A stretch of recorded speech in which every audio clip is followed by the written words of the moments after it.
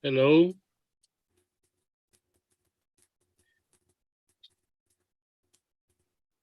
Hello, my name is Ivan Arjona. I'm the president of the Foundation for the Improvement of Life, Culture and Society, United Nations ECOSOC Consultative Status NGO. And I welcome you to our regular UN Day celebration, this time commemorating International Day of Friendship. As you know, every month, CHESNUR, the parent organization of Bitter Winter, and the NGO Human Rights Without Frontiers organize a webinar discussing issues of freedom of religion or belief around the Taiji Meng case. The dates are normally connected with international days observed by the United Nations. Today, July 30, is International Day of Friendship, and today's month webinar is devoted to the title Friendship, Peace, and the Taiji Meng case. As the UN website reminds us, our world faces many challenges, crises, and forces of division, such as poverty, violence, and human rights abuses, among many others, that undermine peace, security, development, and social harmony among the world's peoples. To confront those crises and challenges, their root causes must be addressed by promoting and defending a shared spirit of human solidarity, as the people of Taiji Meng movement does. Through friendship, by accumulating bonds of camaraderie and developing strong ties of trust, we can contribute to the fundamental shifts that are urgently needed to achieve lasting stability. The UNESCO defined culture of peace as a set of values, attitudes, and behaviors that reject violence and endeavor to prevent conflicts by addressing the root causes with a view to solving problems. And as you will see, and you may have followed in previous webinars, this is all what Taiji Meng is all about. So today we will have, in addition to our international panel of experts, we will have very young but still experienced disciples of the Taiji Meng movement who will also tell us their perspective going to the root problem of an injustice that happened a few decades ago already and why it should be solved. First, we're going to start with a video called Japanese Media Bravely Exposes Fraud, Crackdown and Corrupt Bureaucrats. So here I let you in with the first video.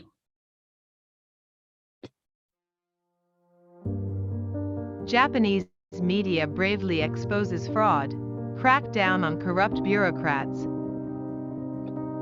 One day in 2016, a reporter, Long Yi, received a shocking phone call. The Ministry of Finance sold state-owned land to a selected school.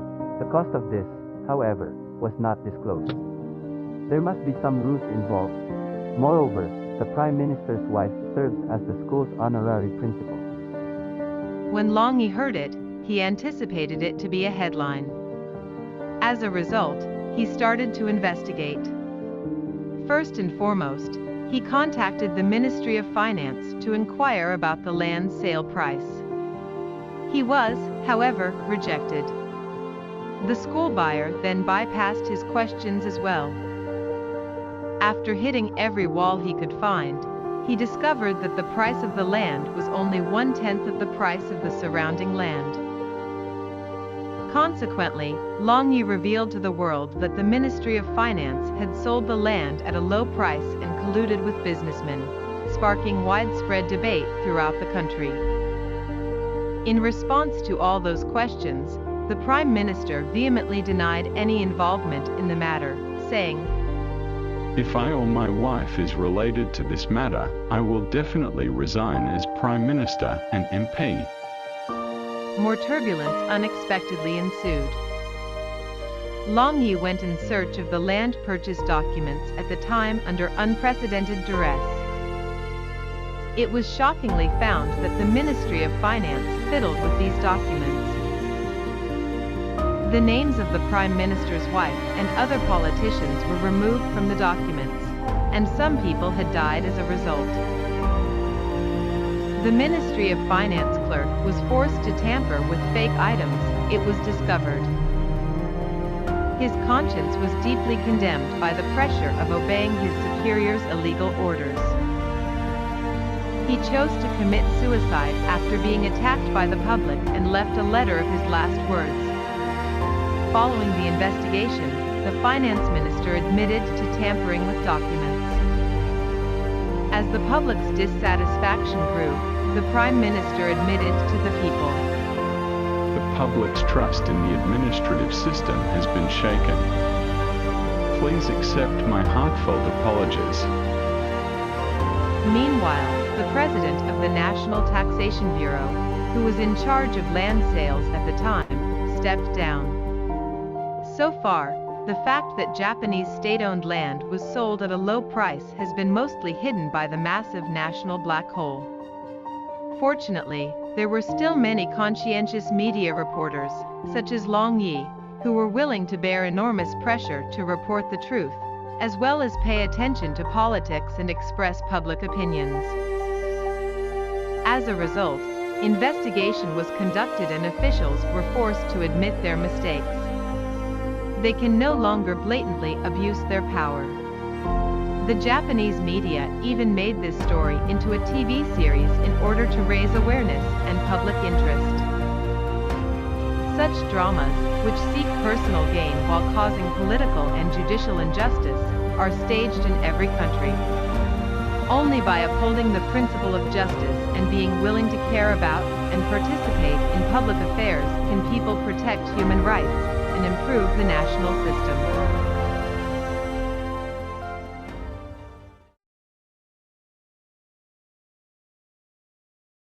Wonderfully made video giving a true story on how we should all contribute to improving our systems. So allow me to give the floor now to our first speaker of the webinar. He's a director in charge of the magazine Bitter Winter. His name is Marco Respinti, and he has a long history of fighting for human rights, and especially on freedom of religion or belief issues. Marco, the floor is yours. Thank you, Ivan. Good morning, good afternoon, good evening, depending where you are, to everyone on this important day, celebrating or remembering a key concept in human life. A friend may well be the most uttered word ever in all languages and throughout the whole human history. Some may object that love is used even more often, but in fact, love and friendship are connected, and many who use the word love really mean friendship. Both love and friendship may also be the most misunderstood and abused words ever. Many use the word friend.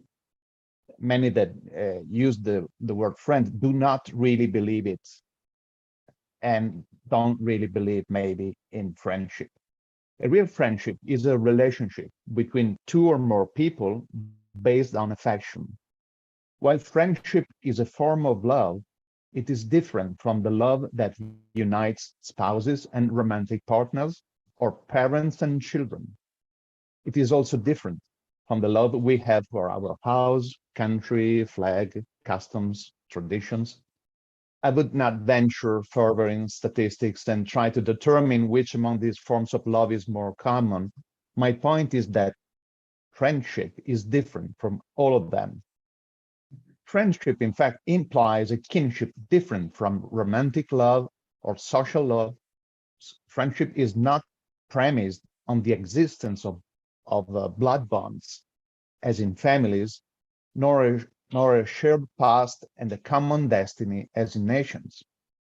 The specific kinship implied by friendship requires a supplement of sentiment. Therefore, friendship is a more difficult relationship than others. Calling someone a friend implies a certain amount of effort by a voluntary act of will and reason. It implies recognizing value in another person, who is not a blood relative and may not even be a citizen of our country, nor belong to our culture or linguistic group. By definition, we never call friend a relative because this would be redundant, pleonastic, and inappropriate. A friend may be somebody whom others in our social group would regard even as an enemy. And it may happen that a present friend was a former foe. The supplement of sentiment I mentioned is well described by Aelred of Rievaulx, an English Cistercian monk and the abbot of Rievaulx in North Yorkshire, England. He lived in the 12th century. He wrote around 180 manuscripts, and one of that was entitled, very important, On Spiritual Friendship.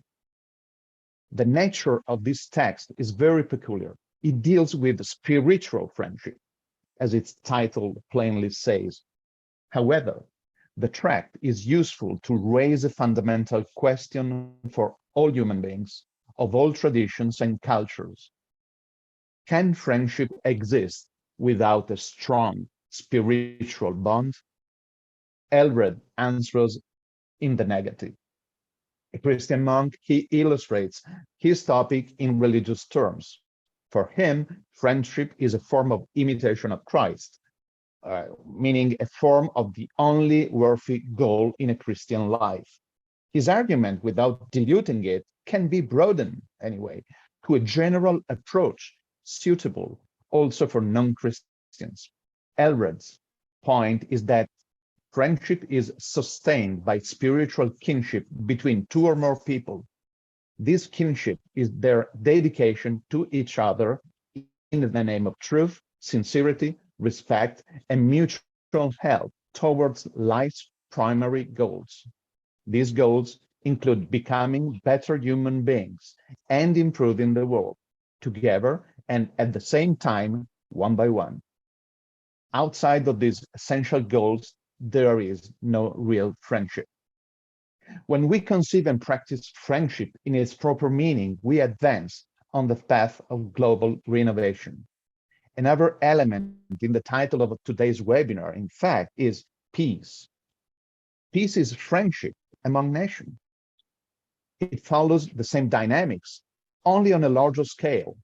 Just as friendship is a mutual dedication to become better persons, peace is the mutual dedication among nations, not only to avoid the horrors of war, but also to build a more humane society for all. International organizations, supranational entities, and world forums often fail because they lack a soul. In other words, they lack that deep spiritual kinship that is essential to consider other fellow human beings according to their dignity and call them friends, thus avoiding war and injustice. The third element of today's webinar, after friendship and peace, is Taiji Men. Among many different cultural paths and spiritual ways, Taiji Men is well positioned to understand that friendship is so serious a bond that it needs not to be wasted superficially. That friends are spiritual allies without whom all is lost. That friendship implies also fraternal correction, advice, and at times even bold disagreement based on moral honesty for the sake of a superior good. Taiji Mendizi understand what Monk Aelred told us about a friendship based on the imitation of the best model one can devise in life. They understand what it means to become better human beings and to improve the world one by one and together. Our webinars and seminars are full of testimonies speaking for this simple and grand truth. The multiple international initiatives promoted by Taiji Men Shifu and Dizi for world peace and as friendship among the nations testify this all too well. They tell governments of the need of cultivating basic spiritual ties if they want to achieve true harmony and concord among their peoples. Taizhimen is not only about the peaceful activity of Taizhimen. Taizhimen is also, since a quarter of a century and more, the Taizhimen case. FIFO and DISI suffered and still suffer injustice, privation, violations, violence, calumny, and tyranny. They experience unfriendship, the contrary of friendship, and peace has been denied to them for a long time. Let me then leave you with the words that Alred of Rielvaux could have said himself, quote, "You have heard that it was said, you shall love your neighbor and hate your enemy. But I say to you, love your enemies and pray for those who persecute you," end of quote. These words are not by Alred, but by Jesus from the Gospel of St. Matthew. Never let your enemies take your love away from you. Always fight for justice, as you always did and do. That is to say, with the firm calm of those who know they are right and believe that at last justice will prevail. We are friends enough for those of you who are not Christians to accept my concluding quote of the words of Jesus. Thank you. Thank you very much, Marco, for your explanations, for going back to the roots and the use of the word friendship and how it relates to how the Taizhimen, Disi, and Shifu, and all their friends, how they behave in life and what they seek. Our next speaker for today, I remind you, it's the World International Day of Friendship, is Mrs. Stefania Cerruti. She's, as you can read, External Relations Manager for one of the major emergencies and disasters international school called MEDIS. She has been very well known in this field, and I'm very, very interested to hear what she will have to tell us in connection to the subject of today. Mrs. Stefania, the floor is yours. Good afternoon, everybody. As I mentioned in a previous webinar of this series, I am the External Relations Manager of MEDIS, the Major Emergencies and Disaster International School, an organization promoting research and education in the field of major disasters. Today is the International Day of Friendship, and one can legitimately ask what friendship has to do with disasters. In fact, quite a lot. What we learn from our studies is that when disasters strike, grassroots solidarity is a powerful force to limit their consequences. Governmental and even international intervention is important, but there are problems that can only be solved through the solidarity of those affected. A moving story I learned when visiting Lithuania in 2020 may illustrate this point. In the center of Vilnius, I was shown a small, almost hidden monument. It is somewhat ruined and its meaning is easy to miss. It is a work of Bolesław Balzukiewicz, a Polish artist who sculpted several monuments in Vilnius. It is a rectangular piece of black granite inserted between two smaller columns of white granite. On the top of the central piece, there is an image of Our Lady of Gate of Dawn, the most popular icon of the Virgin Mary in Lithuania. At the bottom, a quote from Apostle Paul's first letter to the Corinthians, whose meaning is that it is preferable to seek the common good of community than our own personal good. In the center, a story is told in Polish about a disaster. In April 1931, a catastrophic flood wave hit Vilnius. All of a sudden, Even the placid Vilnia River became dangerous. After I learned about the story, I went to see the area where it took place, near the beautiful Gothic church of Saint-Anne, and the bridge leading to the part of the city called Uzupis, which is now famous because artists proclaimed it, symbolically an independent republic. The river looks very quiet, but it was not so in 1931. Before the Holocaust, at least 1/3 of the population of Vilnius consisted of Jewish. A group of Jewish children looked at the growing river with curiosity, and some went too close. A 4-year-old child called Chakiel Charmak fell into the threatening waters of the river Vilnia. At this stage, friendship manifested itself. A Polish Catholic high school student called Mieczysław Dorczyk, who befriended his local Jewish neighbors, decided that he could not let the Jewish boy die and jumped into the river. Others came and tried to rescue both the Polish and the Jewish young boys. They managed to extract the Jewish child out of the river, but the Polish boy was taken by the water and his dead body was recovered only some days later. Unfortunately, the Jewish child, Chakiel, also died shortly thereafter as too much water had entered his lungs.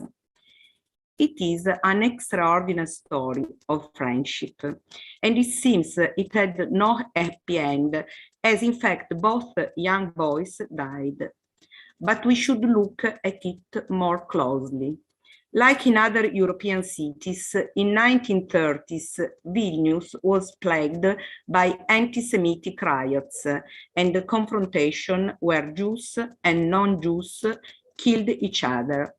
A friendship between Catholic and Jewish young boys was already exceptional. Even more exceptional was that the story so moved the population of Vilnius that ceremonies honoring the Polish boys' heroic friendship put together Catholics and Jewish.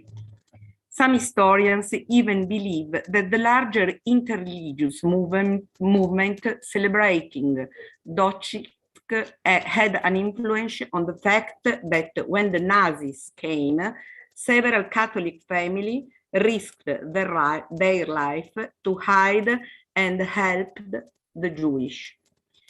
In this story, we have everything: disasters, friendship, and how a simple friendship may lead to heroism and to long-lasting political consequences. On October 25, 2014, United Nations Day, Dr. Hong Taoz, the Grand Master Shifu of Taiji Men, whom I had the pleasure to meet when he visited Italy in 2019, spoke at the International Forum of the Awakening of Conscience. He noted that in this generation of globalization, mankind is facing the biggest survival crisis in history.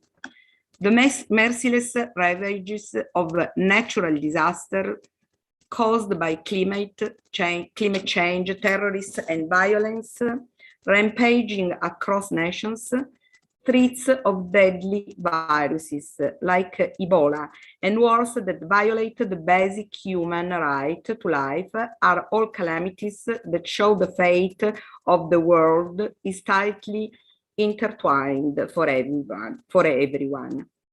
This is true for individuals, countries, or other forms of species. As long as we are living on the same planet, no one can escape from this bond. These words might well have been written today. We have new viruses and new wars, but we are still threatened by multiple disasters. In that speech, Dr. Hong said that the problems created by disasters cannot be solved by governments and international institutions alone. Each of us, as a world citizen, should contribute to the solution. We should listen to our conscience, work in harmony with the others, developing new friendships. This is crucial when natural disasters hit.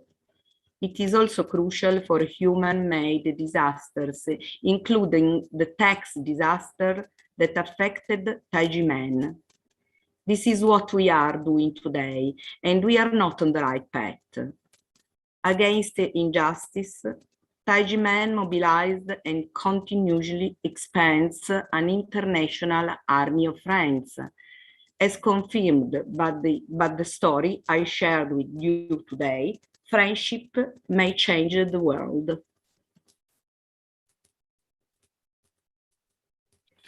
Thank you, Mrs. Stefania. It was very nice, and your personal story and relation with the people from the Taiji-Men, right? You see, it is very obvious that when the DCs and the people from Taiji-Men reach experts, reach political leaders, civil society leaders, suddenly this bond of friendship gets created. It's like magical. So thank you very much.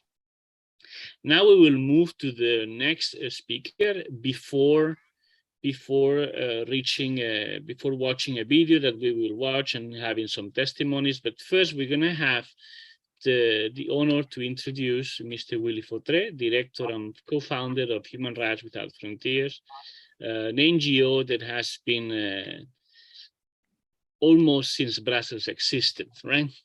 So, and it's been voicing out, being the voice of many people in Brussels. So Willy Fautré, the floor is yours. Thank you, Ivan, but I'm not as old as the city of Brussels. So as usual, this section is dedicated to the DZ, and they always share with us their experience with the tragedy that has hit Taiji-Men for 26 years now.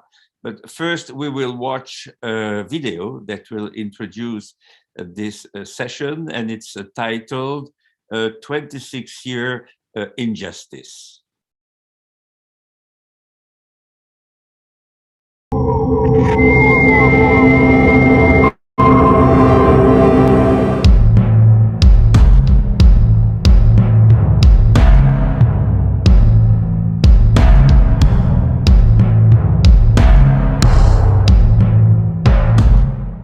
是台湾的真的酷刑真的不存在吗？我们就以太极门案件为例好了。这个案件其实在新竹地检署、高雄地检署都早已经有人用匿名黑函，检察官也都有进行传讯调查，然后都用行政签解了。可是同样的黑函到侯宽仁手上呢，却能够动用大批的检警调，然后大肆的搜索，然后在没有具体的施政下呢，就把掌门人羁押。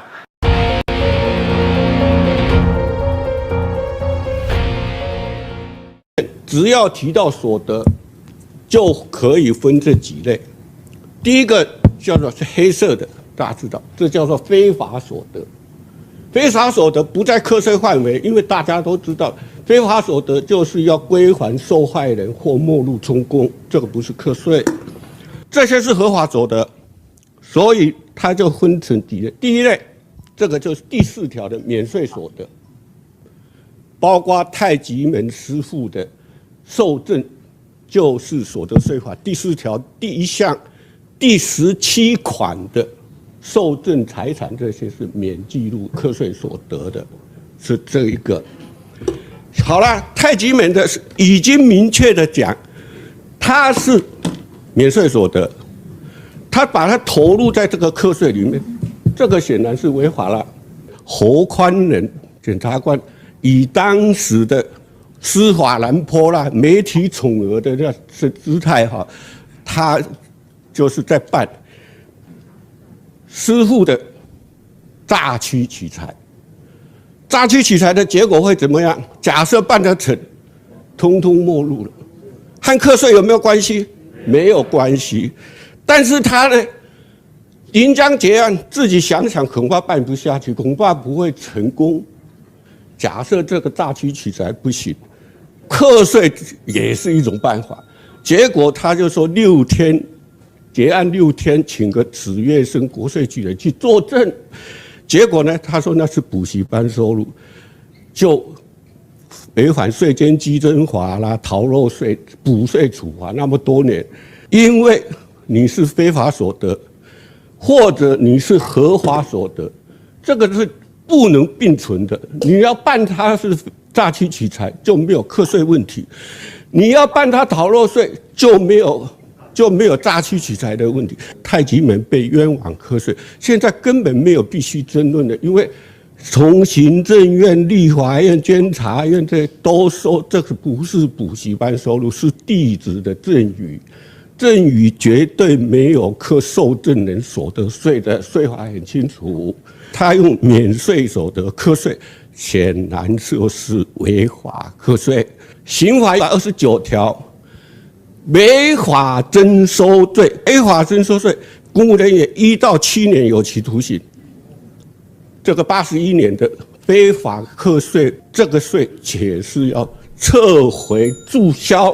你的主体客体错误，就是查明撤回注销，不是更正。更正是发回更审一样，他是说主体客体没错，只是计算错误这种，所以这个不对，法律都规定得很清楚。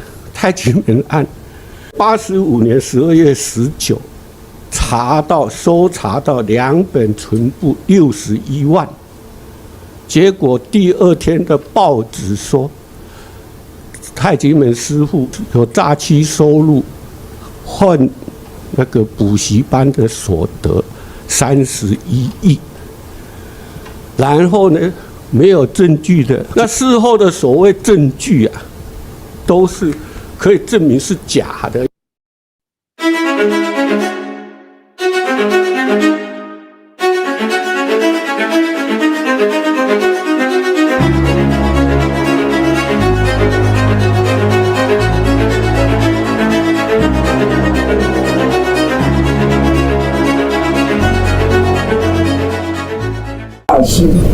还是什么？你怎么尝试一下？乱不好吧？他说怎么办？台湾人啊，如果是他纯粹是就是你不管说什么，反正他写他的，配合是要做。他是吧？因为你已经有那个数据，那些侦办笔录啦，什么证人笔录啊，是什么时候做？绝对是在12月20号以后的嘛。查税的话，会有说，我一拍案就知道你逃漏多少，然后再去制造证据配合的。那个真的就是所谓的栽赃枉法嘞，还是61万说31亿，那这个都是凭空想象的。经过我们法院3审的定验以后，税监单位如果以这个起诉书来作为课税的根据我觉得是匪夷所思。我们刑事判决案件的调查都认为是一种赠与，依照所得税法第4条第17款规定，不应该课征，这是一个赠与，根本不应该课征所得税。属于净失礼，是属于赠与而不是所得，就没有所谓的所得税的问题。经过法院刑事案件裁判确定所认定的事实，行政机关没有理由不加以引用作为他的这个整个决定的基础。涉及到纳税人权益那么重大的权益的事情，24年还不能定验，而且更何况在同样的性质，到底是净失礼还是学费？你是到底是免税所得还是课税所得？它的过程事实是完全一样的，为什么不同的年度在认定上已经经过这个刑事这个最高法院的确认，说没有涉及到这个逃漏税，但是在行政救济的过程里面，一而再再而三，我们的行政法院撤销原复查决定，可是这个原处分还存在，这个也是不可思议的事情。原复查决定就是因为有原处分嘛，怎么会复查决定撤销了，原处分还存在？之后我就跟财政部长讲，那这个应该是可以结案了。他没有把它当作自己的事情嘛，反正那个奖金我拿了，然后呢要扣税也是扣你们的。国家的判决既然已经判决还给他们的清白的话，就应该执行下去了。所以一个最高法院的判决，那个是应该是唯一公正的，对我们整个法治的一个国家是非常公正的。所以如果是还是那样的话，你们要继续抗争了。无论是司法单位或者是国税局这个部分的话，都要以这个为依据。我们大家一起要努力了。你们努力也是给台湾政府更大的努力了，帮助台湾政府站在一种正向的力量跟正义的一个力量。好，我们今天的宪政体制出了问题，像我们这个太极门的这个案子，3权就可以解决了。我们太极门的事情，就是政府绝对逃不了的、闪躲不了的义务。有权利的人呢，没有注意到义务，这是很糟糕的事情。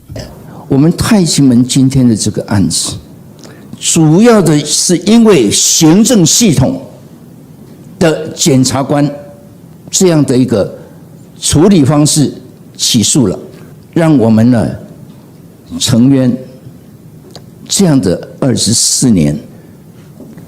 可是这个源头在哪里？这是行政的问题，行政的问题是由总统来负责的，总统来负责的。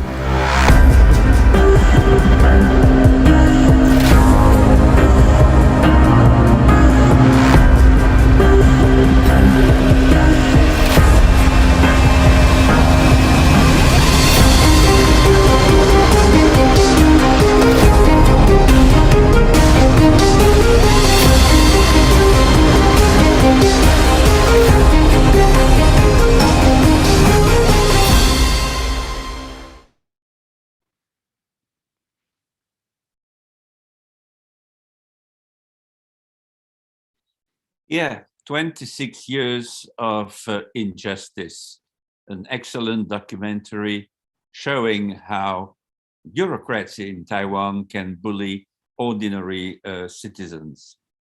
And I will soon give the floor to the first Dizzy, but first I will again contextualize this day dedicated to friendship, just reminding that this International Day of Friendship was proclaimed in 2011 by the UN General Assembly, with the idea that friendship between peoples, countries, cultures, and individuals can inspire peace efforts and build bridges between communities.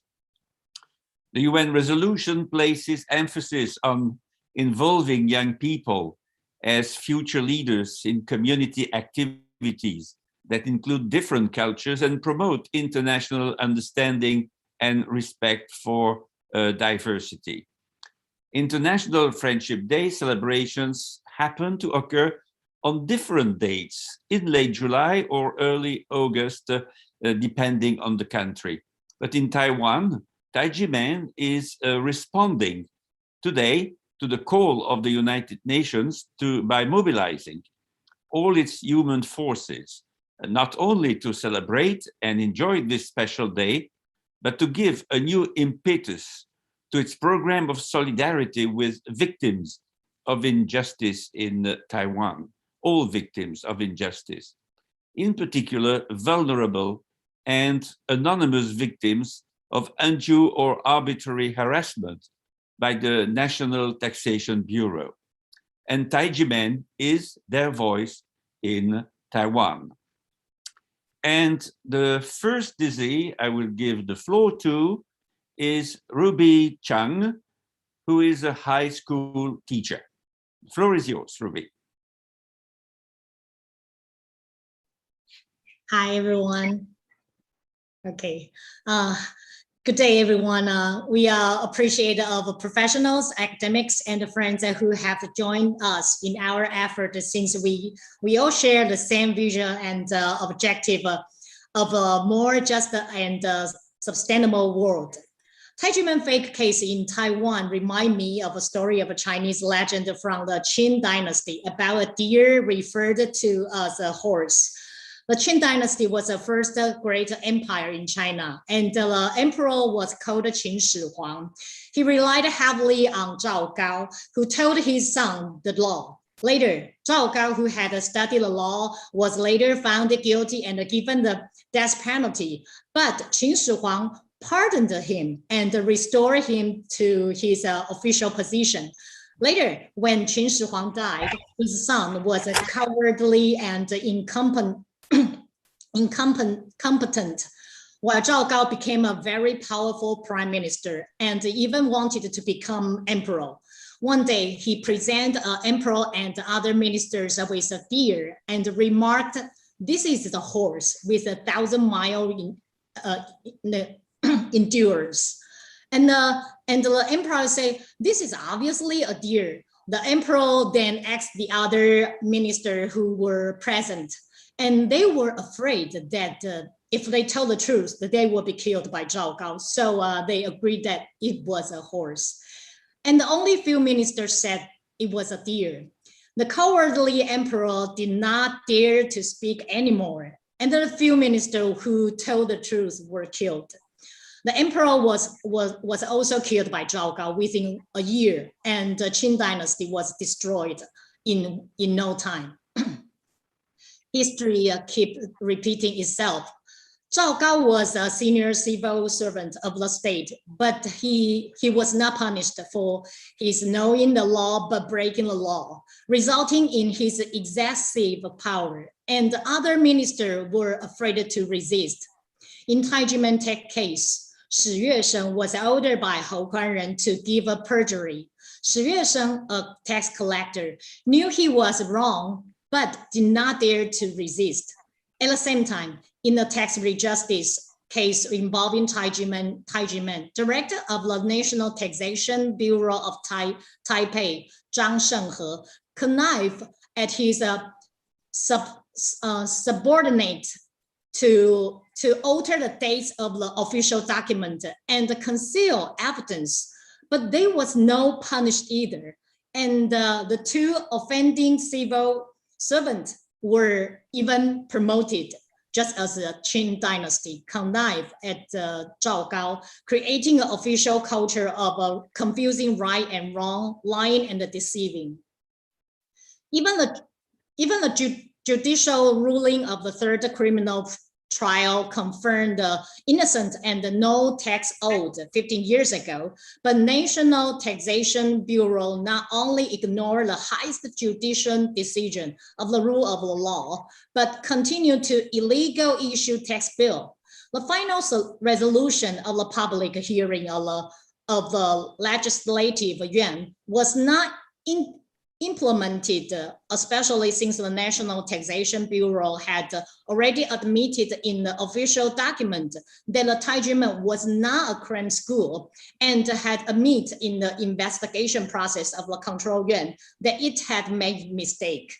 However, in 1992, tax bill issued in the name of the crime school was still referred to enforcement, and the sacred land of Taijimen for self-cultivation was auctioned off and nationalized. This is not only a lying and a deceitful official culture, but also a confusing of the right and wrong in which the National Taxation Bureau is in charge and has the final say. The present situation is the same as the before the fall of the Qing dynasty, right? When a country has the situation of calling a deer to a horse, someone must wake up and not be afraid to die. Otherwise, the country will be destroyed. Today, Taiji are coming forward to vindicate themselves and to save Taiwan. And we thank everyone for saving Taiwan. I'm speaking up for my family and I. Due to the war, when my father was 16 years old, he fled from China to Taiwan and endured multiple near-death experiences. He was scared and restless, missed his family, but could not go home. Later in Taiwan, he got married, had kids, and lived in a conservative rural area where people would dismissively refer to him as a foreigner.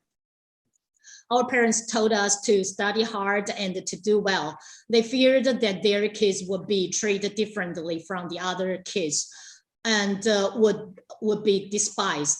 My father had a high blood pressure and arrhythmia and was impatient. Later, my parents joined the Taijimen to enhance their health and became good friends with sisters and brothers from various backgrounds. A year after practicing, we accompanied my father back to his home where he had been away for 50 years. A 66-year-old man with gray hair knelt in front of his parents' grave and cried bitterly. He had so many regrets in his heart. When he returned to Taiwan, he continued to practicing at Taijimen to adjust his emotion and body. This gave him the physical and mental stress to help his family in China for more than 10 years and made up his regrets. Before he passed away, he told us that he wanted to be buried at his home in Taiwan. And he said that he was lucky to have the Taijimen Shifu in his life. I knew that my father had no regrets and was no longer the fearful runaway boy, and that Taijimen had put his mind, body, and soul in ease. In fact, when the Taijimen 1219 incident happened in 1996, my parents had been practicing for more than 1 year because they lived in a conservative rural area, and the media was full of a smear story about Taijimen. My parents faced a lot of pressure. Fortunately, they were encouraged to keep practicing, so they could maintain their physical and mental health. But as a result, they were no longer able to openly wear their practice attire for fear of being treated differently. International Friendship Day emphasizes tolerance and respect to achieve culture diversity. Everyone has the right to freedom of thought, conscience, and religion, according to Article 18 of the Universal Declaration of Human Rights and the International Covenant on Civil and Public Rights. And no one has a right to unjustly persecute those who have different idea, beliefs, and or culture background than themselves.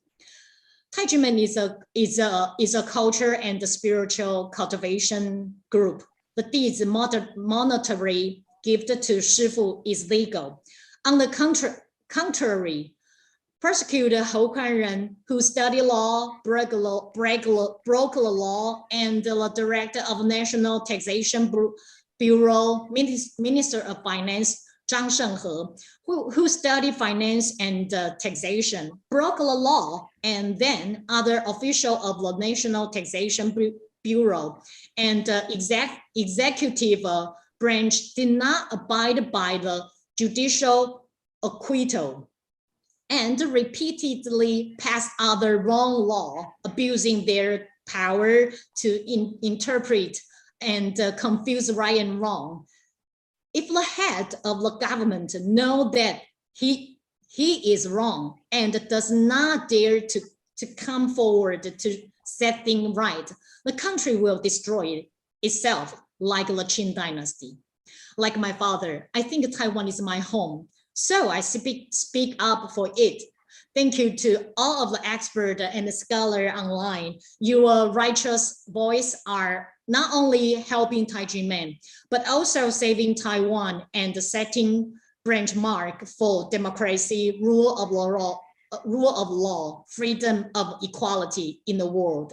Thank you for your attention.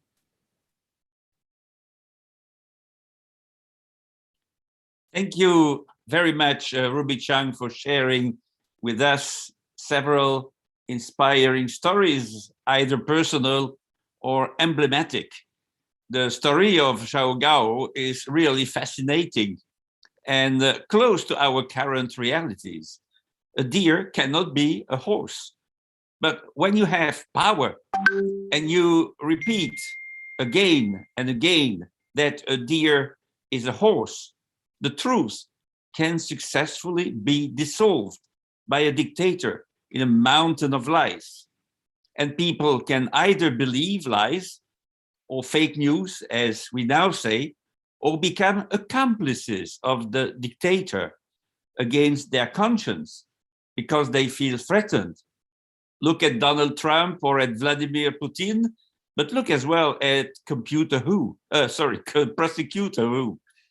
He behaved like a dictator, and employees of the National Taxation Bureau obeyed him while they knew his orders were betraying the noble value and cause of justice. When Hu Guangren was ordered by a superior, a tax collector, to give perjury, he knew he was wrong, but he didn't dare to resist. Dr. Hong teaches the opposite to his dizzy, and they should follow him because he does not want Taiwan to be destroyed as the Qin dynasty. And I will now introduce the second dizzy, who is Octavia Kuo, a shipping specialist. The floor is yours. Hello, everyone. The concept of initiating the International French Day came from the blessing card.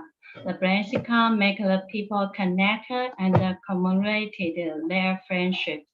Every New Year's Day, I send a Taiji Man blessing card to my friends in the country and abroad with my best wishes.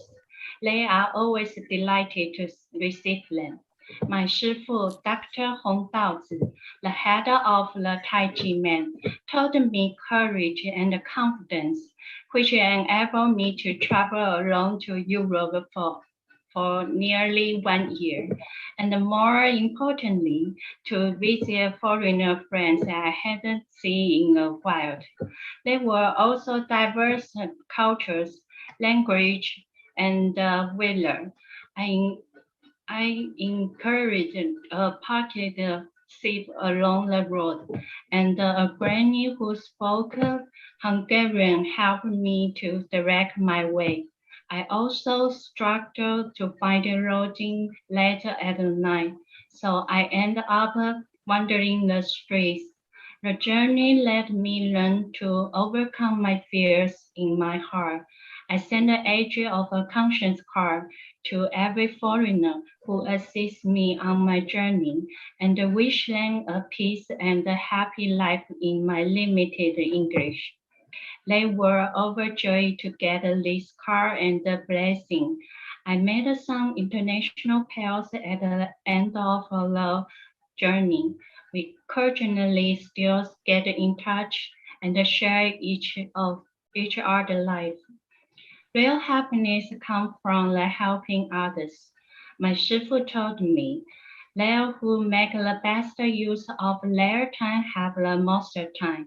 I used to volunteer in the healthy center after class when I was in elementary school to assist some injured students who with their medication.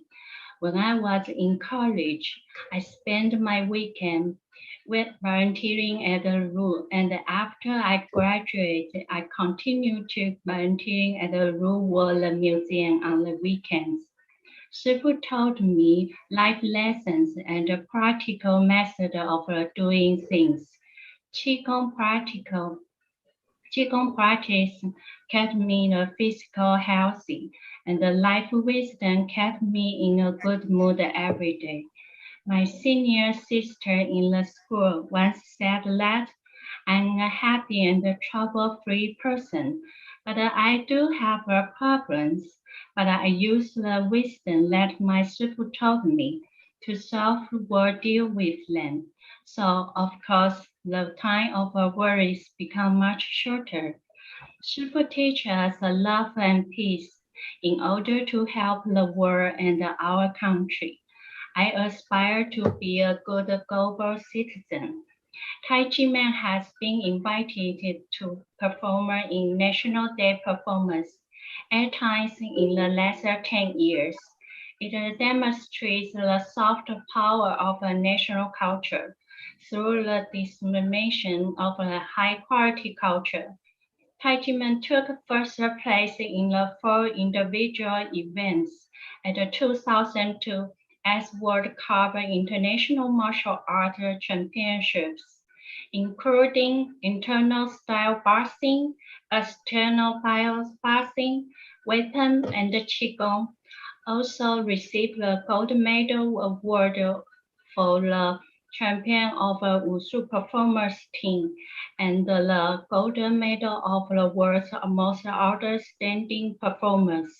These achievements surprise the international martial art industry. The Ministry of Cultural Policy is a national base. The main part of creating culture is the people. The culture not only unites the people's emotions, but also introduces Taiwan to the world. Tai Chi Man has always been dedicated to cultural preservation and promotion. Every year, the Ministry of Culture allocated subsidies.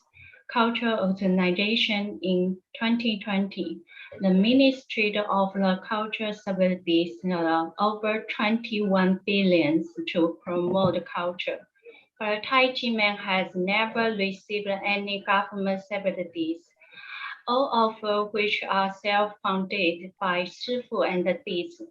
However, it's hard to believe that such a cultural good, which is highly recognized and praised by all circles at Taiwan and the world, has been on the road of redressing the wrongful and false case of Tai Chi Man over 26 years, and still cannot get the justice back.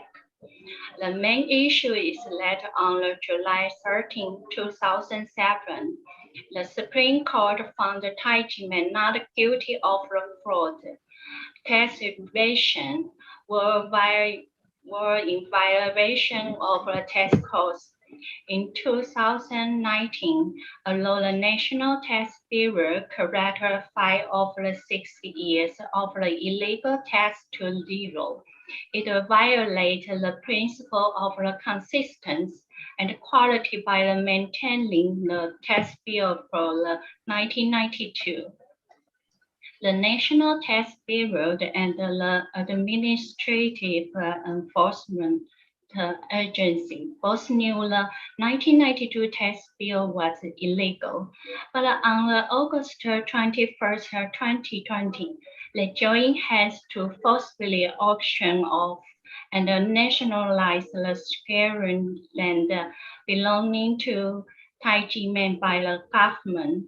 There is a schedule site that our Shifu helped to build a spiritual cultural center for these.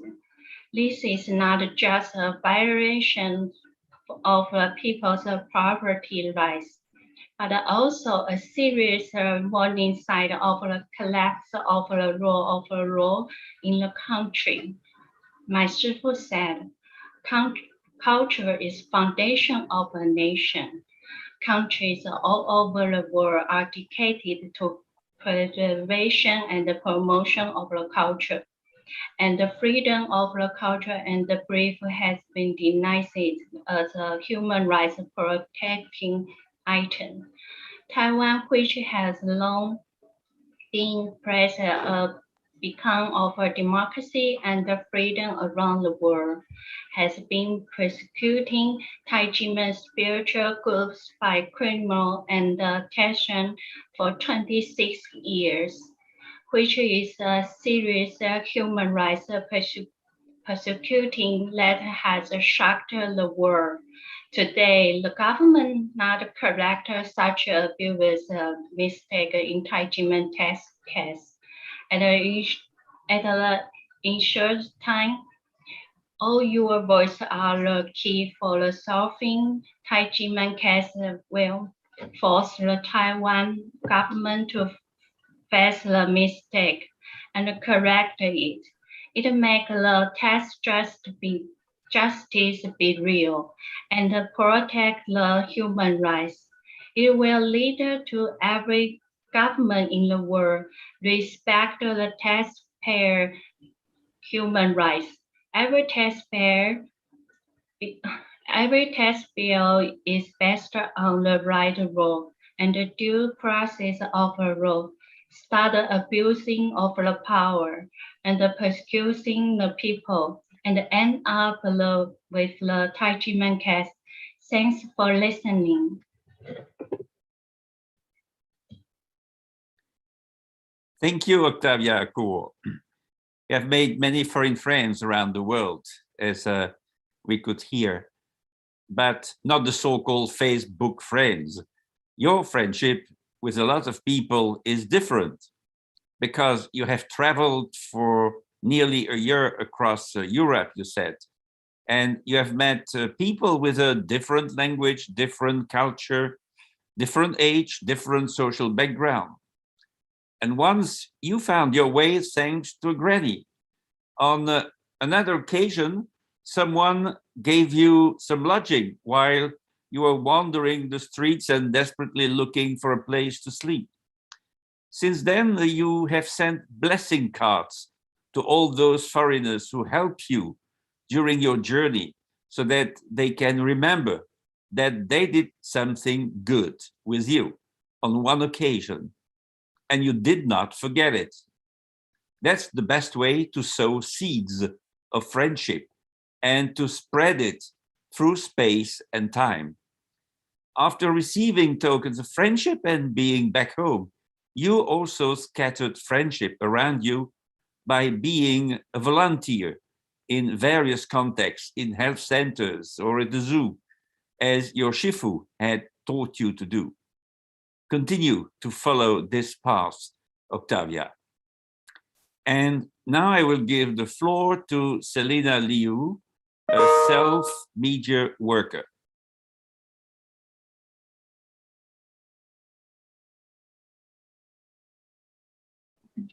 Hello, everyone. It's a great honor to participate in this forum and on the special day, International Day of Friendship. I'm a self-media worker and I'm also a Taijimen Dizi. I follow Shifu to practice Qigong and learn the yin and yang in wisdom since I was a child. I'm very grateful for Shifu's guidance, allow me to remain calm and confident in the face of pressure. And I'm really grateful that there is a place like Taijimen, which allows me to learn how to be a good person and do the right thing and not lose myself in the ever-changing society. And Shifu taught me the wisdom of introspection and bravery and made me understand the meaning of being a human being. In addition to practice Qigong, I also follow Shifu to participate in cultural exchanges activities abroad to advocate the concept of love and peace, which not only open up my horizons, but also truly carry out cross-border exchanges. And one time I was very impressed when I met a woman. She was from Brazil. And in California, when I shared with her about our commitment to advocating world peace, she was particularly touched because Belgium was bombed by a terrorist attack at the time. People in her hometown was in dire straits, and I saw the desire for peace in the eyes when she described it, and I realized as human beings we're no different. In the bottom of everyone's heart, we just want the right and freedom to live in peace. At this time, the pain of inability to achieve justice in my heart was revealed again. Shifu and other brothers and sisters in Taijimen also lost their human rights and freedoms because of persecution of the few bureaucrats and of the Taiwan government for more than 25 years. In 1996, Prosecutor Hou Kuan-ren of the Taipei District Prosecutor's Office suddenly led hundreds of police officers who carry weapons searching all the Taijimen Qigong academies and the private residences of several Taijimen Dizi, and then unlawfully detained our Shifu, Dr. Hong Daozi, for months. During the inspection, Hou Kuan-ren manipulated the media to spread untrue reports to defame our Shifu and Taijimen. In order to obtain favorable testimony against Shifu, the brothers and sisters were illegally summoned and detained, and he tried to obtain false confession by coercion and inducement. Even after 10 and 3 months trials, Taijimen finally won the criminal case. In 2002, the Control Yuan investigated Hou's behavior during the Taijimen case and concluded that he was guilty of 8 major violations of laws. But till today, Hou has not been punished for the negligence of his duty and unlawful practice. Worse, Hou was actually promoted to the position of Deputy Director General of the Agency Against Corruption. And this year, he was promoted to the director of the Institute of Forensic Medicine, which made us despair about the fairness and justice of the state's public power. Over the past 20 years, Taijimen have been tortured, faced with the pressure of the public opinion and the tax injustices arising from criminal cases. Up to now, Taijimen are still being persecuted. Even the location where it's scheduled to be the academies has been legally nationalized because of the illegal tax bills. When will the government violence we have faced over the years come to an end? Even under such a background, Taijimen is still committed to advocating love, peace, and conscious education, visiting the world at all costs. Thanks to Shifu's persistence, so that I can continue practice Qigong in Taijimen. But I know that behind every brothers and sisters, there is a lot of invisible pressure in bearing the pain of unjust cases. Willie Forte, Director of Human Rights Without Frontiers, published a paper pointing out that it would be a mistake to view the Taijimen case only as a domestic issue in Taiwan related to the tax law. In fact, Taiwanese bureaucrats abuse the tax law as a tool to violate the freedom of religious belief and create religious discrimination. Forte emphasized that while Taiwanese tax bureaucrats' violations of Taijimen are extreme and rare, on the other hand, this is not the only case of bureaucrats trying to persecute religious or spiritual organizations by abusing tax laws. Forte concluded that the situation at Taijimen is worse because Their case has been going on for more than 25 years, and there's no Asian human rights court that will allow them to file a complaint against Taiwanese government.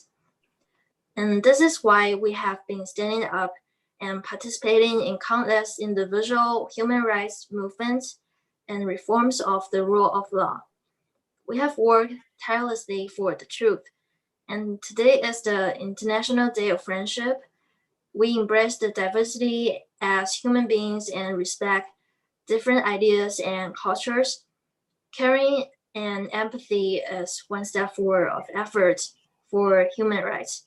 The human rights persecution brought about by the dark bureaucratic culture and the injustice of the rule of law must be stopped immediately. Thanks to every expert online who has fought for injustice and every cross-border scholars who has worked hard for the case for many years, and let us keep fighting for freedom and fighting for democracy. Thank you all. Thank you, Selina Liu, for wanting to be a good person in life, thanks to the teachings of Dr. Hong.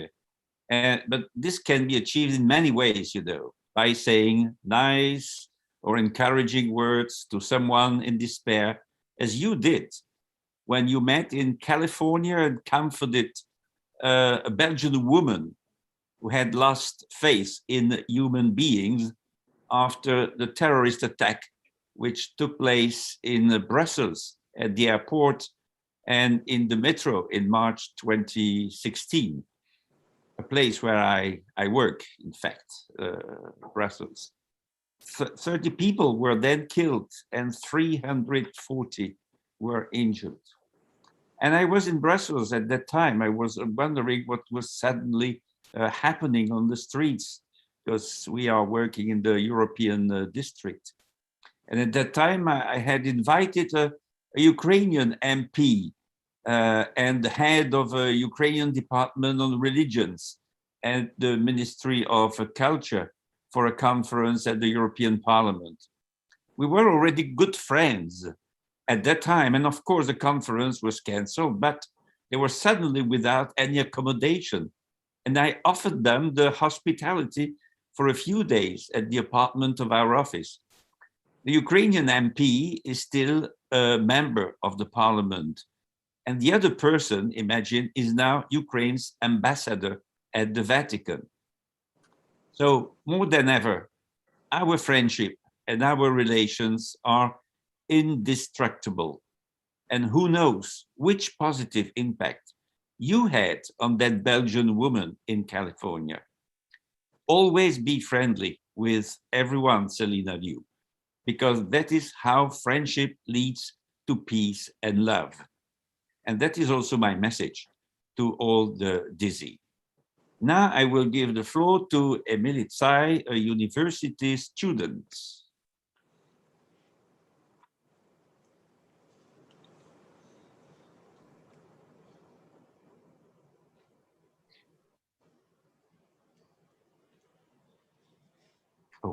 我是太极门弟子，11岁，我开始跟随我的师父洪道子博士学习。师父的身教、言教、不言之教，深深影响了我。太极门就是我的第二个家。然而，这恐怖的国家霸凌发生的那一年，我15岁，高一，莫名的，一位奇怪的检察官说了一个养小鬼，这个我这辈子从来没有听过的名词，就把我的师父、师母、师兄师姐带走了。检察官说他还要带走更多的人，我随时都在担心我的爸爸不知道什么时候会被带走。一次又一次的开庭，对我们全家人来说都是煎熬。媒体的大肆抹黑报道，让爷爷从此误会我爸爸是个不孝子。就连我一生只有一次的订婚宴，也没有爷爷的祝福。谁都希望自己是爸妈心中的骄傲，但是我爸爸却因为这个假案，从此永远得不到他父亲的肯定。我爸爸是我的偶像，在我心中，他是最棒、最孝顺的人。101年，爷爷走了，还是没有解开的心结，成了我们全家人心中最大的遗憾。就因为侯宽仁检察官的违法滥权，害我们家过了15年这样子的日子。纵使监察院早在91年对侯宽仁检察官提出8项重大违法，并且移送法务部从严就责议处，但是很奇怪，到现在他却什么惩处也没有，毁了这么多人的家庭，他难道什么责任都不用负吗？而且再加上不法的税官在操弄出这20多年的税务冤案，我在想，如果我不是太极门弟子，我再也不会相信这个政府，甚至我会恨这个国家，对人生感到绝望。然而，我的师父从小教导我们要光明、积极、勇敢，做对的事，爱我们的国家。即便师父和太极门遭受到如此令人痛心的冤屈，我的师父自始至终还是没有改变，依然这样教导我们，让我的人生仍充满爱和希望。而我也将这希望、将这正向的力量传递出去，所以我成了一名教育工作者。今年我带的是毕业班，对于6年级已经懂事的小孩，能深入讨论的议题就更多了。我运用弹性课程，与孩子们讨论有关台湾的税制问题。当孩子们听到税务机关不需举证就可以开税单，万一开错，人民要自行举证时，他们都非常惊讶。有一个小男生马上反映说：“警察开罚单也要有照片当证据，不是吗？怎么可以随便开单，然后要我们自己来证明自己没有超速呢？”而全台平均每10户就有9户欠税、欠费、待强制执行，这些都让孩子们感到不可思议。孩子们都不能理解，一直问：怎么可能那么多？是因为不用证据才那么多吧？最后，一位孩子说：“老师，我们真的是民主国家吗？”对于孩子们的反应，我一方面感到很欣慰，一方面感到很痛心。欣慰的是，我的孩子们是真的、真心的在为我们的国家思考。痛心的是，为什么连小学6年级的孩子都看得出来这是有问题的制度，而我们的国家竟然连开错税单这种小问题还无法改正？前德国检察官就曾公开表示，太极门税务假案如果在德国，就是一个小小的税务人员开错税单的问题，很快就厘清解决了。不知道为什么在台湾却变成大案。亲身走过这21年，我知道真正的民主法治有多重要。司法还我们清白还不够，如同我们海内外弟子声明中所说，只有人民面对税官无畏无惧时，台湾才算真正的民主法治。我今年在毕业纪念册上送给班上孩子的题字是：守护心中的良善天使，并耐心的向一个极好的目标努力，成就一个可以帮助自己也帮助他人的美好人生。小英总统，您上台的时候不是说过要解决问题吗？现在问题就在眼前，我也把这段题字送给您，请您苦民所苦，终结太极门违法税单，也请您坚持勇敢做对的真正的司法及税法的改革，给孩子们给全民真正的希望。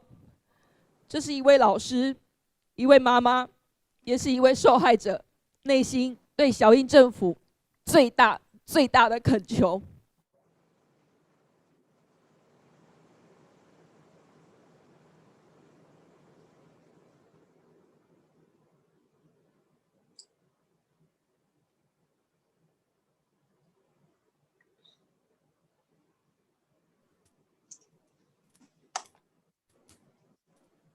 Sorry, that's the problem when I unmute.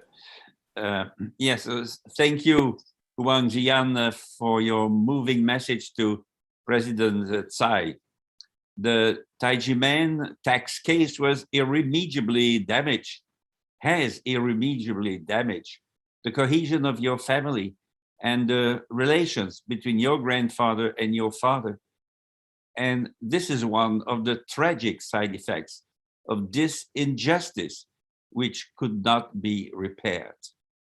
And let's hope that President Tsai will abide by the general promise that she made when she was elected, when she said, "I will solve problems." And it seemed that there was a last-minute change in the order of the speakers, so there should be another one that I had wrongly introduced before, Emily Tsai from a university student.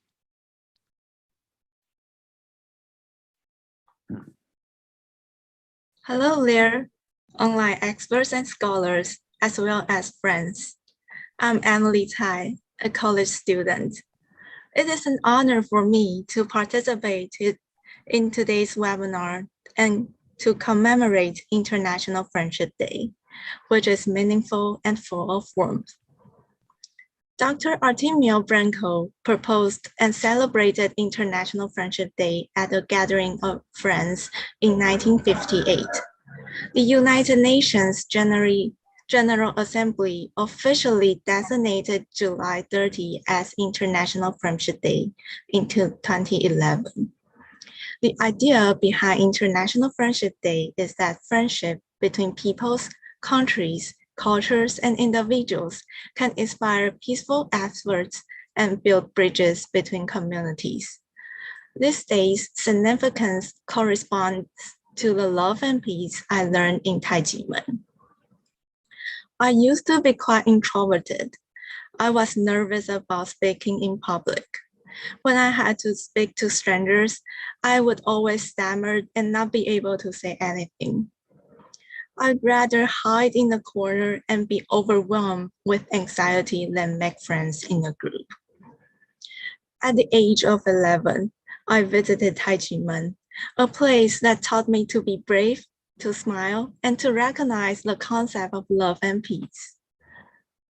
Laughter, I believe, is a universal language that can bridge cultural divides. I've also learned to face life challenges with bravery, which makes me better than the day before and allows me to embrace the world. I'm gradually losing my fear of striking up conversations with complete strangers. At various stages of my education, I was able to mingle with my classmates more quickly and take the initiative to look after those around me. I realized that friendship entails noticing what others require, putting oneself in the shoes of others, and treating others with mutual respect and tolerance. In my experience as a representative of a Taiwanese university student attending international conferences, students from all over the world share a variety of opinions based on their different ethnicities, backgrounds, and cultures. It was our open hearts and willingness to learn about others' perspectives that allowed the discussion to flow smoothly. And it was the biggest smile on my face that broke down language barriers and allowed me to form kind friendship with foreign friends. I value what Taijimen brings to me. Allow me to be brave and confident enough to overcome shyness and introversion and bridge cultures, and to embrace the world with heart, and to recognize that the foundation of friendship is love and concerns for others. Taijimen has been spreading the concept of love and peace to every corner of the world under the leadership of Dr. Hong Daozi, visiting 5 continents and more than 100 countries, and sharing love and peace and conscience with heads of states and leaders all over the world. However, Taijimen, a wonderful cultural and nonprofit organization, had been persecuted by Taiwan's judicial and tax authority for more than 25 years. Prosecutor Hou Kuan-ren illegally prosecuted Taijimen in 1996. In 1997, Prosecutor Hou asked the court to seize Dr. Hong's assets using false evidence, false witnesses, and fabricated false indictments, and then turned the document over to the National Taxation Bureau to bill Taijimen for heavy fines. Despite the fact that the 3 instances found Taijimen not guilty of fraud, tax evasion, or violation of tax code on July 30th, 2007. The National Taxation Bureau ignored the truth confirmed by the judgment and issued the illegal tax bill abandoned by the courthouse, in violation of evidence law.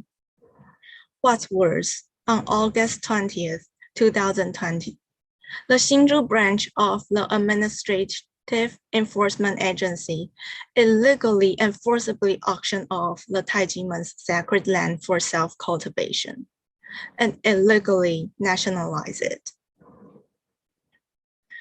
Summer 2020 was blisteringly hot and blisteringly disappointing. I believe there were many people who, like me, believed that the government was a friend of the people, capable of understanding people's suffering and listen to their voices. It was, however, heartbreaking. Citizens groups and volunteers from all over the world gathered at various government agencies for more than 2 months to speak out against the injustice done to Taijimen. Many experts and scholars were present to list the legal concerns and violations in the case. However, the government remained unconcerned and even accelerated the auction process. It is unfortunate that despite having completed the domestication of the International Covenant on Civil and Political Rights, ICCPR, and International Covenant on Economic, Social, and Cultural Rights, ICESER, in 2009, Taiwan had yet to sign the ICESER. Today, in 2022, such a false case of Taijimen, which has been proven illegal, remains unresolved and causes widespread international concern. On June 1st, 2022, the Coordination of Associations and Individuals for Freedom of Conscience submitted a statement to the 50th section of the United Nations Human Rights Councils regarding the ICCPR, ICESER, SCR, and the freedom of religion of belief. The statement stated that Taiwan has not yet practically implemented the ICCPR and ICESER, and it made reference to the phenomena of human rights persecution against Taijimen. The Taijimen case is a clear example of the international trend of religious and spiritual minority groups losing access due to discrimination and persecution. The CAPLC stated that religious and spiritual minority groups require sacred spaces to gather. Taking away these spaces is one of the most heinous forms of discrimination. This is the 5th time that Taijimen false case has been submitted to the United Nations Human Rights Council, and it is increasing international society awareness. As more and more like-minded experts, scholars, and global citizens pursuing democracy and freedom join in support of Taijimen, a growing network of friendship has been established. Friendship stems from mutual trust, concern, and hope for society, and the concept of love and peace that Dr. Hong Daozi and Taijimen continue to spread around the world. Mutual trust is a foundation of friendship. Respect for human rights and the correction of mistakes are essential requirements for friendship between government and people in order to earn people's trust. Let us hold each other's hands, draw each other's hearts closer, and work together to respect different cultures and opinions, building a bridge with love and conscience on this International Day of Friendship. With you and my help, human rights can be seen, justice can be served, and the world can be surrounded by love. Thank you very much. Thank you very much, Emily. You said that before joining Taijimen, you were afraid of speaking in front of a public. So was I, you know, when I was young. And you preferred to hide in a corner overwhelmed with anxiety, and so did I at your age. That my timidity was really a disease, as yours was as well. But in your life, the message of love and peace of Dr. Hong was the trigger of a thorough change. In my life, it was the concern of one of my students for persecuted Christians in communist countries that brought a big change in my life and explains my long commitment for freedom of religion or belief. You also said, and I quote you, I realized that friendship is to notice what others need, to stand in the shoes of others, and to treat others with mutual respect and tolerance, unquote.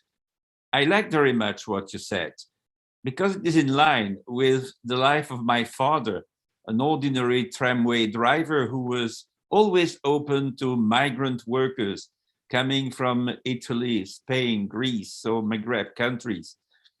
And he never waited for them to have to beg for help, but he anticipated their needs to preserve their pride, and he assisted them with his friendship, with his smile, with his heart, with nice words and concrete actions. So go on walking on the path to friendship, Emily, and you will contribute to love and peace around you. Thank you very much to all the Dizzy who took the floor to share their own experience with Taijimen. And I will now give the microphone virtually, of course, to Ivan Arjona.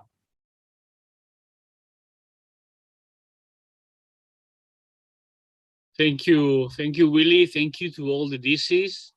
Thank you to all the previous speakers. I must say that the Taijimen case gives a lot of angles from which one can learn many things.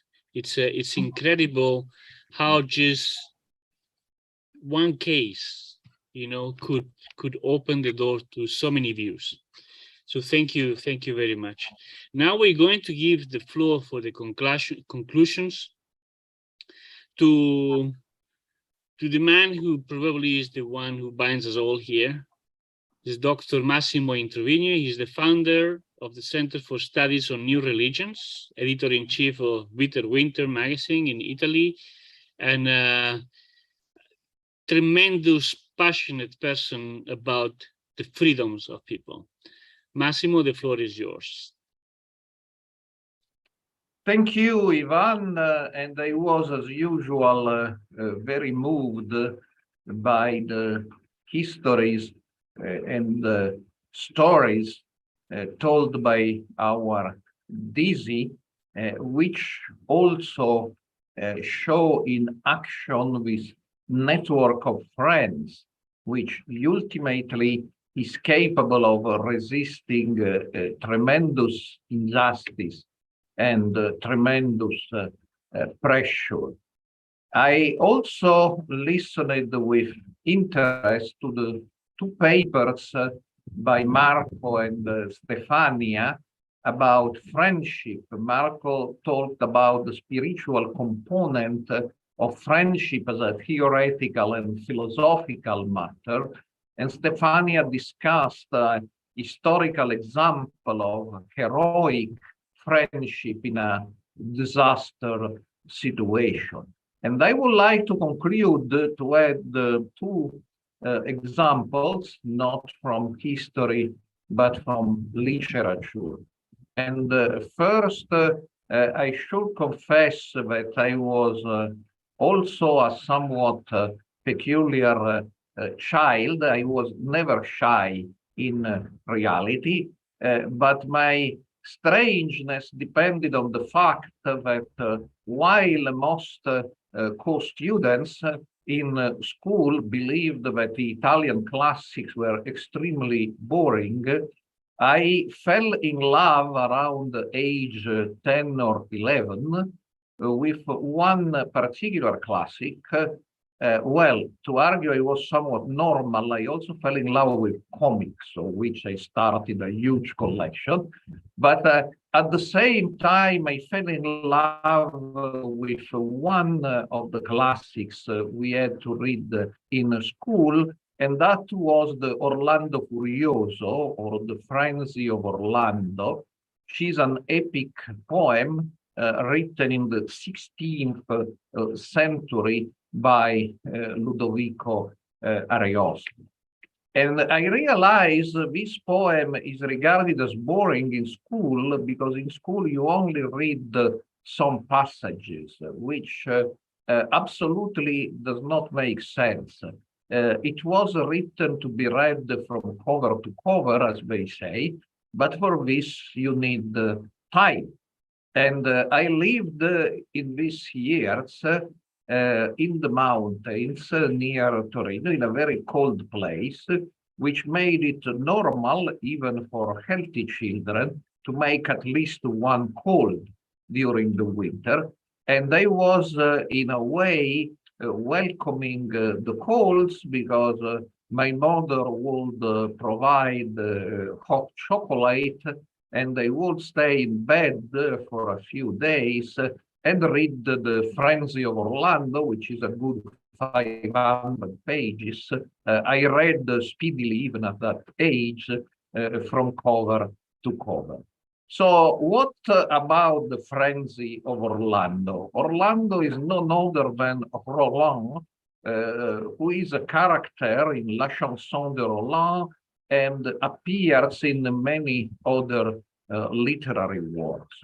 And the frenzy or the craziness of Roland or Orlando in the poem is because he's in love, interestingly for you, Dizzy, with a Chinese princess called Angelica, who is visiting the court of Charlemagne, king of France and emperor. But Angelica doesn't deeply care for him and will end up marrying a common Muslim soldier, because the poem is set during a war between the Christians led by Charlemagne and the Muslims. So here comes one of the most famous literary depiction of friendship, which is about two Muslim soldiers called Cloridano and Medoro.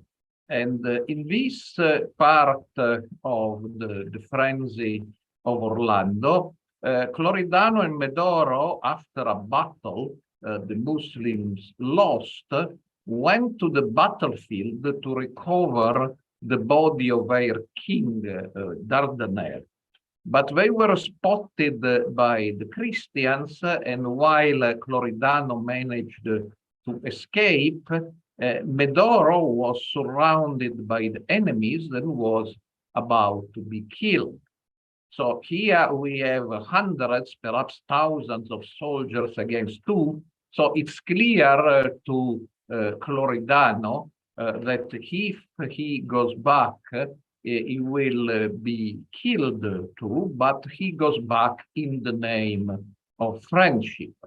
And it seems that both friends, Cloridano and Medoro, are killed, but in fact, only Cloridano has been killed, Medoro is actually alive and is found by Angelica. And again, that's interesting for you, since Angelica is killed in something nobody knows in Europe, that's Chinese medicine.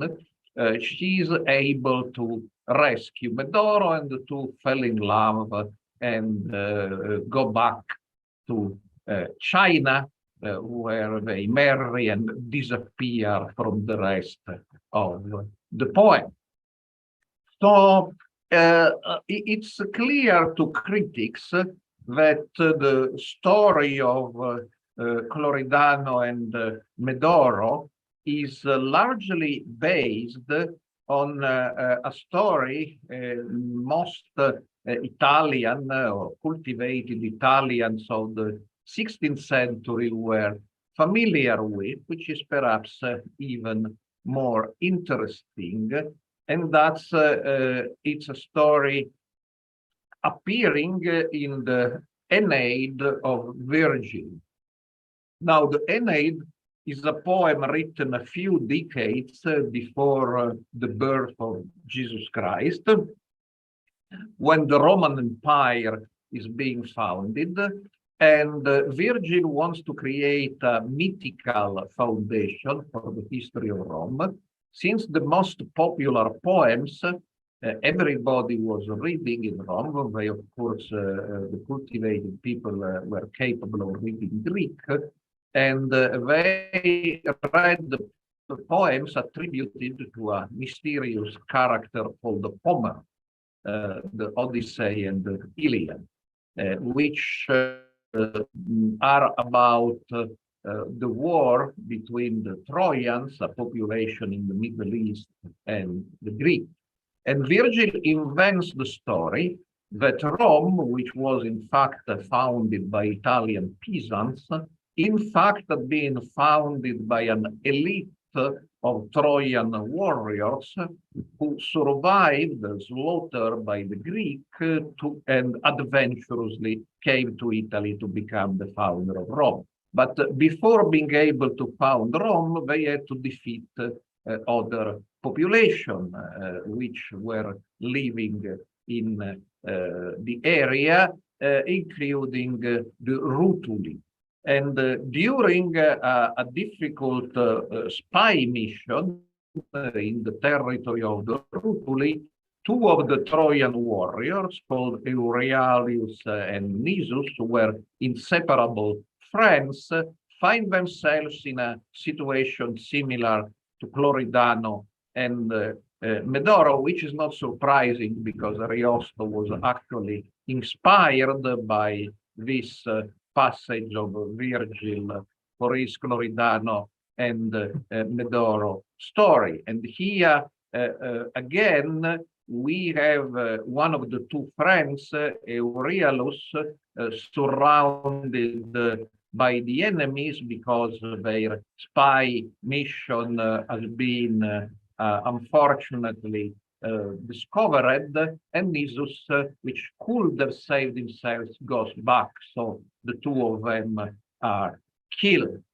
And their sacrifice is not in vain, because this story of heroic friendship becomes a source of inspiration for the Trojans and give them momentum to win the war and found the city of Rome. And of course, in the case of Cloridano and Medoro, Cloridano dies, but Medoro goes on to become the prince consort of China, if there was something which probably never existed outside of literary fiction in the history of China.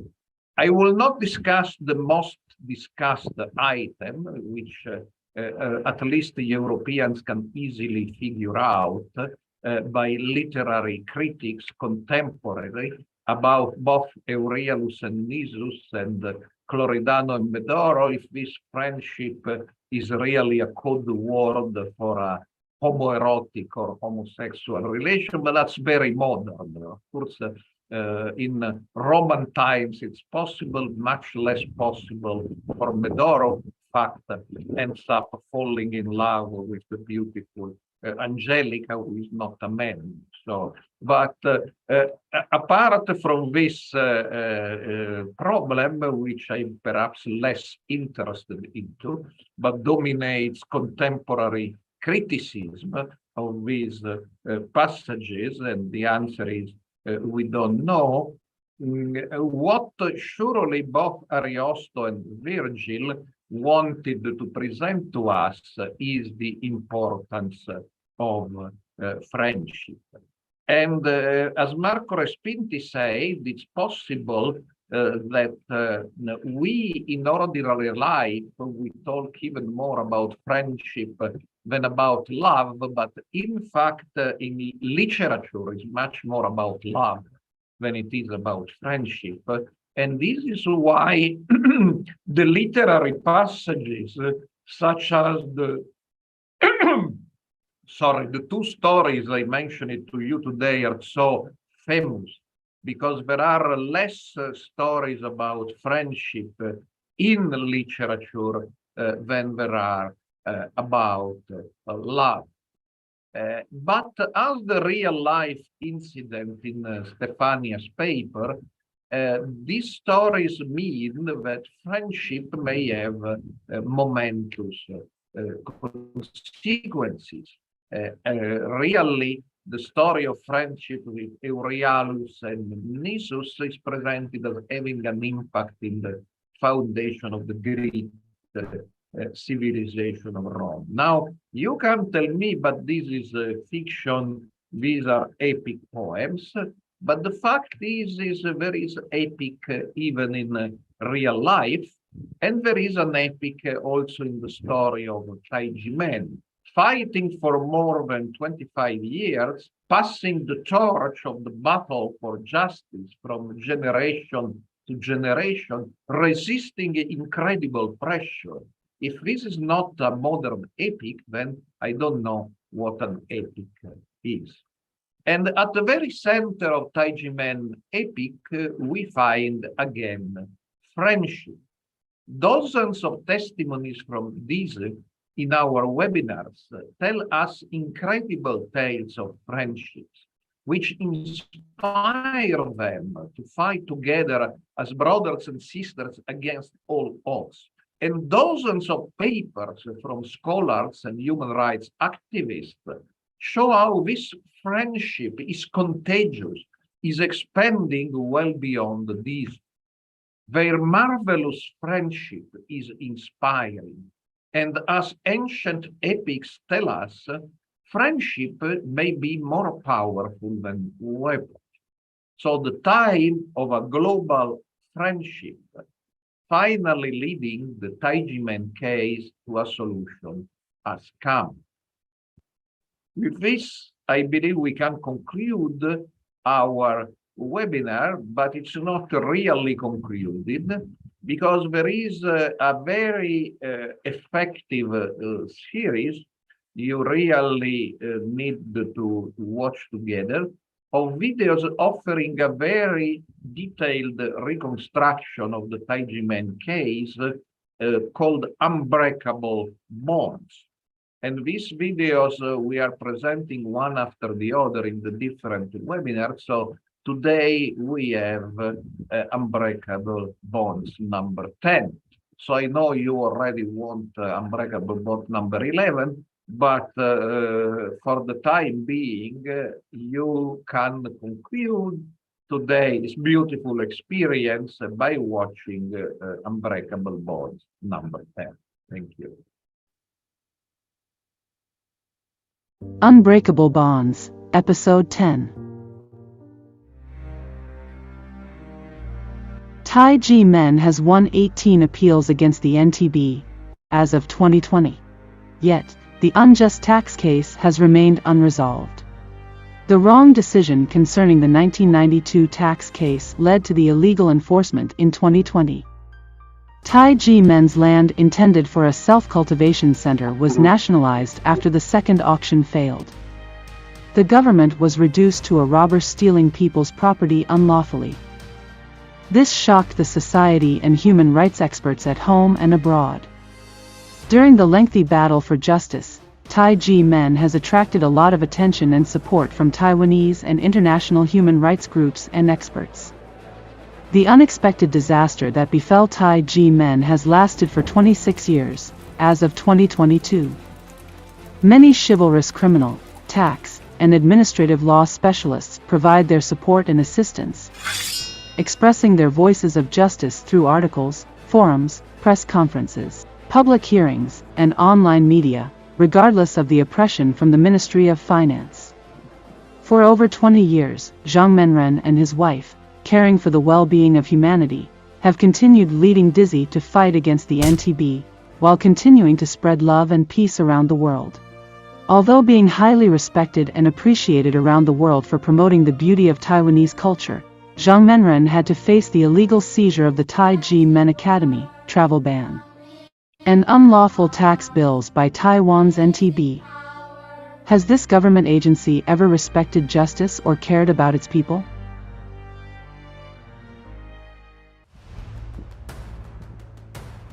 "2022 marks the 26th year of the Tai Chi Men injustice case. Scholars and experts call it a typical case of endless tax bills. The Tai Chi Men injustice case has been likened to an illegal taxation mirroring the demon in Taiwan. They are observations on the current state of officialdom. It's the greatest disaster in taxation history. This is definitely not a single instance, but rather an epitomization loads of injustice.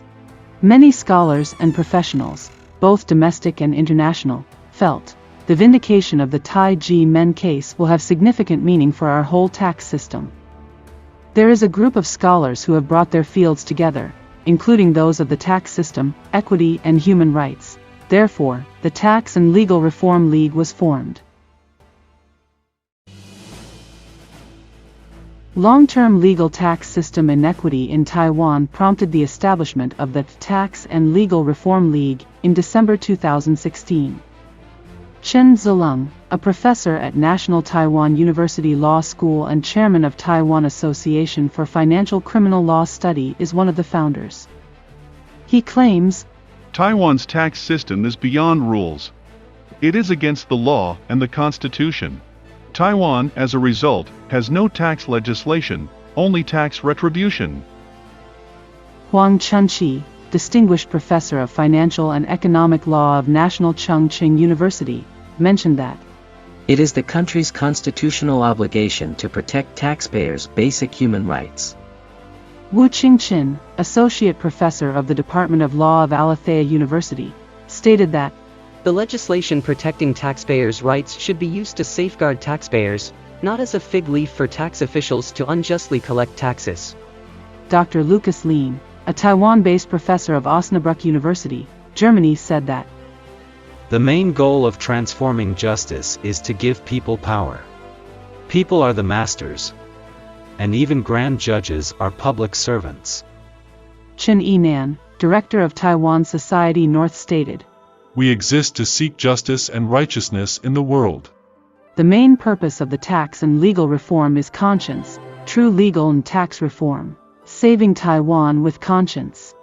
The major idea they share is to speak out for the tax victims, in addition to the demand for human rights and taxpayers' rights. The tax and legal reform movement is using the people's power to promote Taiwan's human rights and taxpayers' rights, including following up on the unfair incidents and illegal tax cases in Taiwan, as well as attending the international conferences of taxpayers' human rights. From their good examples and experiences, we can provide our government with reform proposals and methods. Among the Tax and Legal Reform League volunteers are attorneys, accountants, tax victims, village chiefs of villages, and students from all walks of life. As a notable tax victim, Tai Chi Men is a member of the Alliance for Tax and Legal Reform League. Many Tai Chi Men Dizzy volunteered to take part in the event hosted by the Tax and Legal Reform League. In 2010, the Tax and Legal Reform Movement walked down Catagalan Boulevard for the first time. Tax reform advocacy actions at Catagalan Boulevard and across the country have been ongoing for the past 10 years, until 2020. When he was 9 years old, a young volunteer participated in the Catagalan Boulevard event with his parents.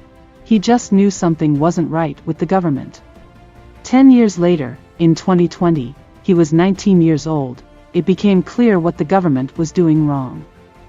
The Taiji Men tax case has been unsolved for longer than he has lived, till now, in 2022, but the people's long-awaited tax and legal reform has yet to take effect. He wondered, should I keep taking my child to Catagalan Boulevard in the future? The Taiji Men Shifu and Dizzy have been cleared by the criminal court for more than 20 years, but they are still fighting between the administrative court and the National Tax Bureau.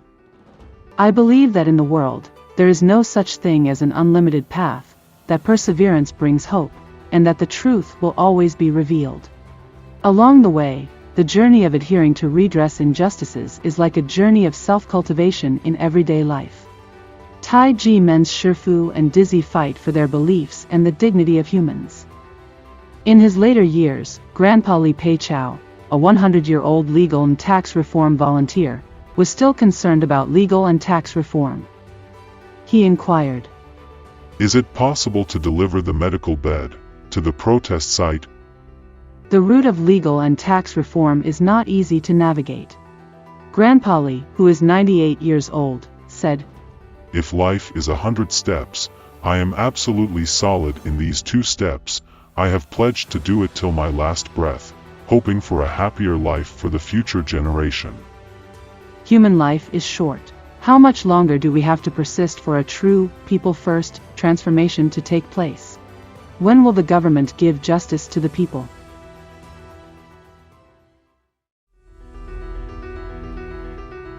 So that no one ever has to cry again as a result of the same persecution, for there to be no more injustices in the world.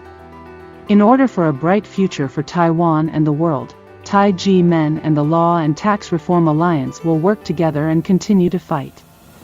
As a result, we decided to make this information public in the hopes of uniting the voices and garnering support from people of all walks of life. We will work together with people all over the world to fight until the day the reform comes true. The darkest period is also the brightest one. Conscience is the savior of contemporary men. With conscience comes a peaceful world. True legal and tax reform, saving Taiwan with conscience. Dear viewer, lastly, I want to tell you that this unbreakable bonds is to make the public understand the absurdity of the falsified Taiji Men tax case. It is used as a warning. I want to dedicate this film to all tax victims. If you persevere, you will be able to see the silver lining after the clouds clear away. May all wrongful and falsified cases be vindicated and never happen again. Thank you, everyone.